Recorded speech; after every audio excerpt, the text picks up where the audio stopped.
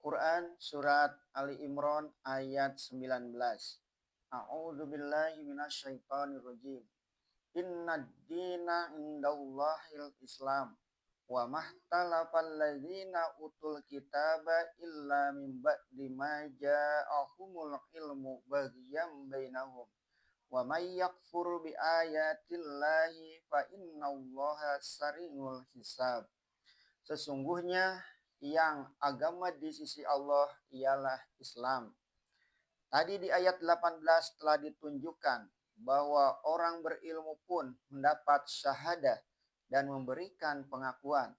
Memang tidak ada Tuhan melainkan Allah. Setelah menilik kesaksian dan penjelasan Allah sendiri pada ciptaannya, kalau telah dapat mengenal dan menyaksikan Allah, melihat bekas ciptaannya dengan sendirinya timbullah penyerahan diri kepada Allah, tunduk kepada Allah, mengakui kebesaran Allah, mengakui berdirinya dengan keadilan, pengakuan yang timbul dari lubuk hati dan keinsafan. Timbul damai dalam jiwa sebab telah mendapat hakikat yang sebenarnya. Kalau suasana itu telah dicapai, itulah dia Islam.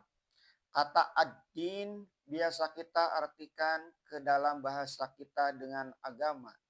Ada yang menyebut agama dan ada juga menyebut agama. Adapun arti ad-din itu menurut asli Arabnya ialah taat, tunduk, dan juga balasan. Sebab itu Yaumuddin berarti hari pembalasan.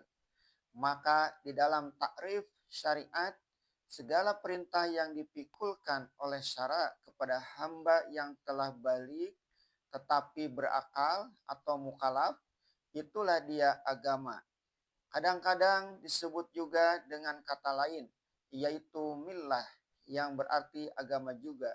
Dengan memakai kata millah atau millat, maka cakupan ad-din itu menjadi meluas lagi. Mencakup sekalian peraturan hidup, bukan saja ibadah, bahkan juga mengatur negara. Itu sebabnya di Iran, Turki, dan Pakistan kata-kata millah itu dipakai juga untuk kenegaraan. Almarhum Liaquat Ali Khan, Perdana Menteri Pakistan yang syahid terbunuh, diberi mereka gelar Qaidi Millah, pemimpin negara, sebagaimana Ali Jinnah diberi gelar Qaidi Azam, pemimpin agung. Kata Islam adalah masdar, asal kata. Kalau telah menjadi fi'il madi atau perbuatan, dia menjadi aslama. Artinya dalam bahasa kita ialah menyerah diri.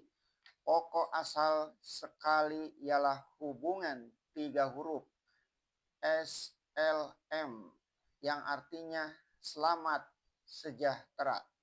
Menjadi juga menyerah, damai dan bersih dari segala sesuatu. Kalau disebut dalam bahasa Arab salaman li rojulin, artinya ia sesuatu kepunyaan seorang laki-laki yang tidak berserikat dengan yang lain. Maka setelah memahami arti dari kata ad-din dan Islam sebagaimana yang diutarakan di atas, dapatlah dipahamkan maksud ayat ini. Sesungguhnya yang agama di sisi Allah ialah Islam. Atau lebih dapat ditegaskan bahwa yang benar-benar agama pada sisi Allah hanyalah semata menyerahkan diri kepadanya saja. Kalau bukan begitu, bukanlah agama. Oleh karena itu, sekalian agama yang diajarkan nabi-nabi yang dahulu, sejak Adam lalu kepada Muhammad, termasuk Musa dan Isa, tidak lain daripada Islam. Beliau-beliau mengajak manusia supaya Islam, menyerah diri dengan tulus ikhlas kepada Allah, percaya kepadanya saja. Itulah Islam. Sekalian manusia yang telah sampai menyerah diri kepada Allah yang tunggal, tidak bersekutu yang lain dengan dia, walaupun dia memeluk agama apa, dengan sendirinya dia telah mencapai Islam. Syariat nabi-nabi bisa berubah karena perubahan zaman dan tempat. Tetapi hakikat agama yang mereka bawa hanya satu, Islam. Ini karena maksud agama adalah dua perkara. Pertama, membersihkan jiwa dan akal dari kepercayaan akan kekuatan gaib yang mengatur alam ini, yaitu percaya hanya kepada Allah dan berbakti, memuja dan beribadah kepadanya. Kedua, membersihkan hati dan membersihkan tujuan dalam segala gerak-gerik dan usaha. Niat ikhlas kepada Allah itulah yang dimaksud dengan kata-kata Islam.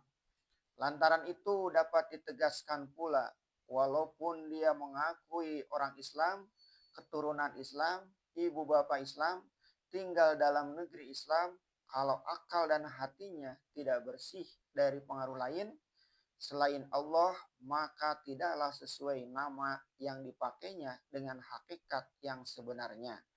Sama saja dengan orang bergelar datuk raja di langit. Padahal di bumi pun dia tidak jadi raja.